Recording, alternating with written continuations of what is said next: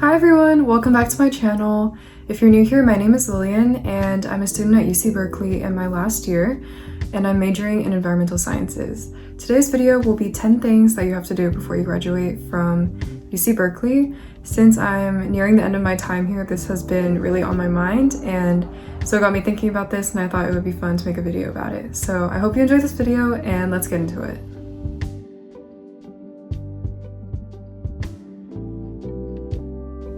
Number 1 is attend a big game. The big game is a football game between Cal and Stanford, who is our rival, and so it's a really big deal. Ours is actually coming up really soon in 2 days on Saturday, and I'm going and I'm really excited for it. I went to the big game my freshman year, which was also at home, and I didn't go last year when it was at Stanford, but I wish I had because I think it would be really fun to go to an away game. So bonus points if you're able to go to a home game and an away game. And yeah, it's really fun, and it's not just the game, there are festivities, there are, frat parties if you're into that, or you can take cute pictures with your friends. It's just a great time and you get to hang out with friends.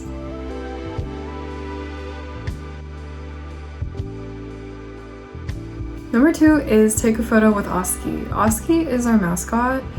He is a slightly creepy looking bear, and you'll see him at lots of events like football games, basketball games, but also just around campus during homecoming, things like that. And definitely a really big bucket list item is to take a photo with him, and I finally did that just a few weeks ago. I'll insert it here, and hopefully I can also get a selfie because I didn't get that. But yeah, definitely a must do.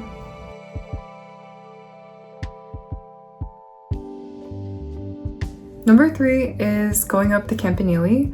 The campanile, also known as the clock tower, or just that really iconic building you see in a lot of UC Berkeley photos, is free to students, and there are really beautiful views up there of the campus and of the bay, and so you should definitely visit that before you graduate.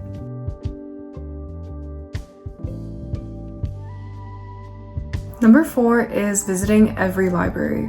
This is something that I'm very, very behind on because I rarely study in libraries and I'm always working at home, and so I've been to very few of them. The main ones are Doe, Moffat, East Asian. You can tell that I don't go to them because I can't even name them, but one of my goals is to go to as many as I can because there's so many I haven't explored.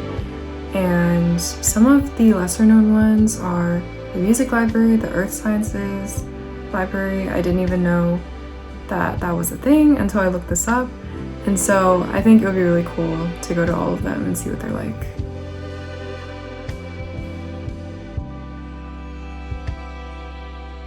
Number 5 is hiking the Berkeley Fire Trails and the Big C. The fire trails it's a pretty short hike, but I feel like most people end up going there with their clubs or their friends, but there's such a really beautiful lookout point at the top. I'll insert a photo here. And also the Big C is also a really good hike. The Big C is a big concrete letter, C for Cal, and it's considered a campus landmark, and it's actually protected from people from Stanford when they try to vandalize it, especially near the big game. And there's also a rope swing up there, which is really cool, so those are definitely really good to check out.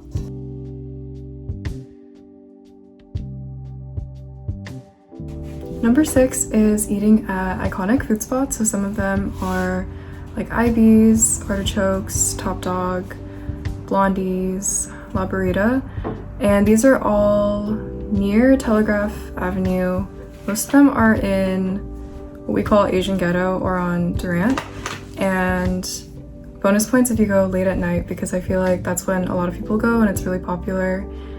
And also, another thing that you can use is Snack Pass, which is this app that basically lets you send gifts to people and get rewards if you eat places a lot. And so I feel like a lot of Berkeley students use that when they eat out.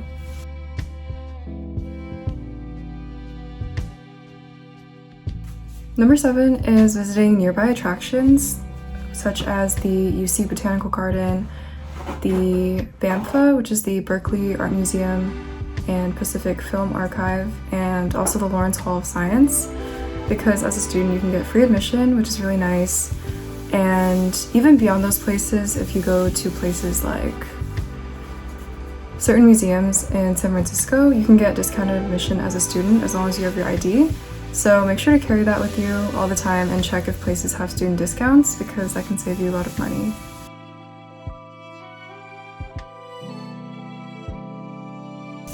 Number 8 is visiting nearby nature spots, and so one of these is Indian Rock Park, which is this really cool park where it's this really tall rock and there are stairs that go up, and it's a really great lookout point, and it's especially beautiful at night because you can see views of the bay. It's really similar to the fire trails in terms of what you can see. I'll put a picture here of the view from Indian Rock Park, but yeah, it's so beautiful. Especially at night, but really any time of day. And then another spot is the Berkeley Marina, just so pretty with all the boats and the water, and really pretty to just walk around there. And then also some other places to mention is you can go to Yosemite. I went there for the first time with one of my clubs 2 months ago, and it's about a 3-hour drive, but it was really nice and I had never been before. And so there's a lot of good hiking and just natural spaces around the bay, so highly recommend.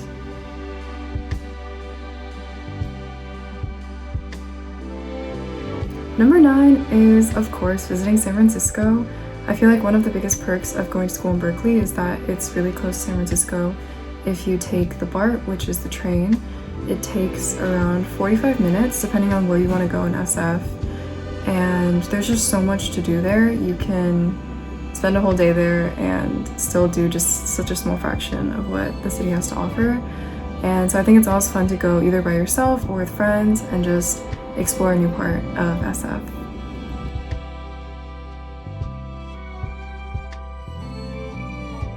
And number 10, last but not least, is attending big events like Homecoming Weekend and Cal Day.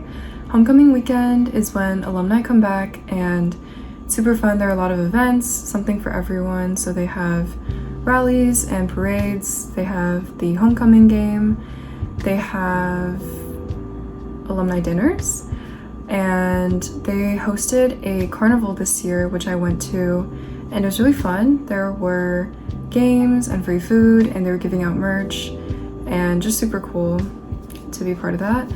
And then Cal Day is when prospective students come and visit, and that's in April. And even though it's for prospective students, current students take that chance to party and host different events, so that's also really fun. And as well as just taking advantage of any events throughout the year, because truly your time in college flies by, and so I think it's really important to do as much as you can.